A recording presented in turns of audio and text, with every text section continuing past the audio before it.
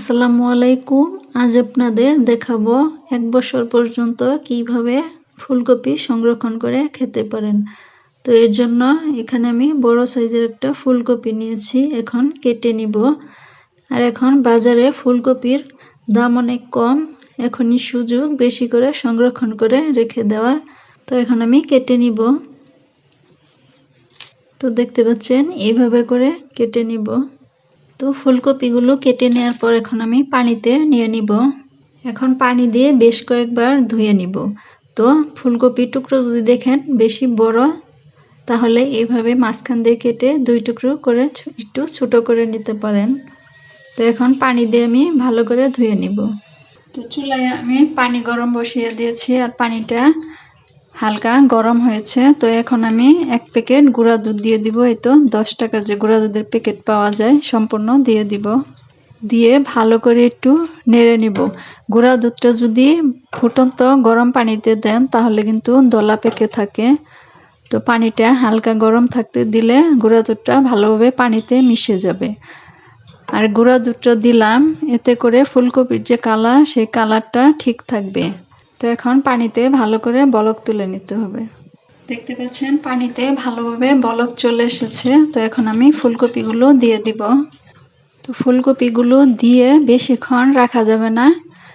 তো ভালোভাবে একটা বলক চলে আসলেই তারপর নামিয়ে নিতে হবে। তো এখন অপেক্ষা করব ভালোভাবে যেন চারদিক দিয়ে বলক উঠে আসে। তো পানিতে ভালোভাবে বলক চলে এসেছে। এখন আমি ফুলকপিগুলো পানি থেকে উঠিয়ে নিব। বেশিক্ষণ রাখা যাবে না, তাহলে বেশি সিদ্ধ হয়ে যাব। তো একটা স্ট্রেনারে নিয়ে নিব। তো চুলাটা আমি অফ করে দিয়েছি। তো আগে থেকে আমি বরফ পানি রেডি করেছিলাম। তো এখন সরাসরি এই বরফ পানিতে ফুলকপিগুলো দিয়ে দিলাম। চুলা থেকে নামিয়ে সরাসরি এইভাবে বরফ পানিতে দিয়ে দিতে হবে। এখন এই বরফ পানিতে কিছুক্ষণ রেখে দিব, ফুলকপিগুলো পুরোপুরি ভালোভাবে যাতে একটু ঠান্ডা হয়ে আসে। রেখে দিলে সিদ্ধ হওয়ার যে অতিরিক্ত ভাব সেটা আর থাকবে না। তো ফুলকপি যখন পুরোপুরি ভালোভাবে ঠান্ডা হয়ে যাবে তখন আমি পানি থেকে তুলে নিব। আর পানি থেকে তুলে এভাবে একটু ঝেড়ে নেবেন, তাহলে বাড়তি পানিটা পড়ে যাবে। তো এখন আমি একটা প্লেটে 2টো টিস্যু নিয়ে নিচ্ছি। আপনারা চাইলে বড় কোনো ট্রেও নিতে পারেন। তো এখন একটা একটা করে ফুলকপি এখানে আমি নিয়ে নিব।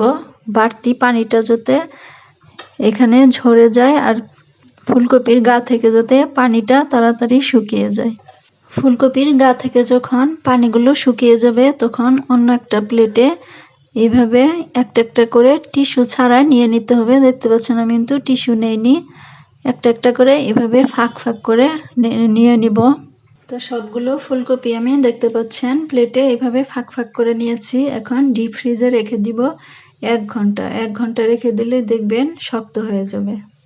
আপনাদের বোঝানোর সুবিধার্থে আমি আগে থেকে কিছু ফুলকপি একই প্রসেসে ডিপ ফ্রিজে রেখে দিয়েছিলাম। দেখতে পাচ্ছেন একদম শক্ত হয়েছে। শব্দটা শুনতে পাচ্ছেন কতটা শক্ত।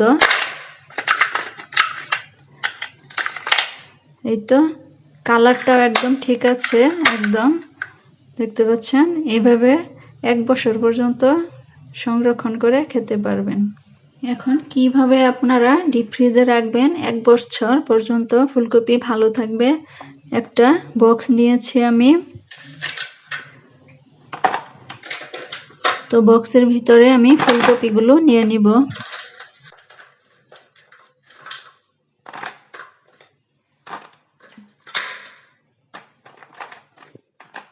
তো ফুলকপিগুলো নিয়ে নেওয়ার পর উপরে একটা পলি ব্যাগ নিয়ে নিতে হবে। অবশ্যই এই কাজটি করবেন আপনারা যখন ডিপ ফ্রিজে রেখে সংরক্ষণ করবেন ফুলকপিগুলো।